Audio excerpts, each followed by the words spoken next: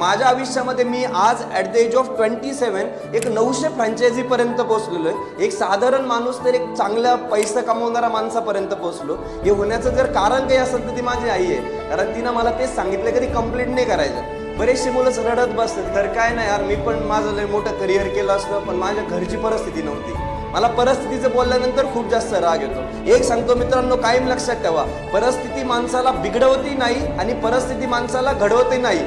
माणूसच परिस्थिती बिघडवतो आणि माणूसच परिस्थिती बिघडवतो, ही समाजाची वस्तुस्थिती आणि हीच आपल्याला माहिती नाही। इंस्टाग्रामवरती पण मेसेज येतात, यार सर माझे वडील सपोर्ट करत नाही, माझी आई सपोर्ट करत नाही, माझे रिलेटिव्ह सपोर्ट करत नाही।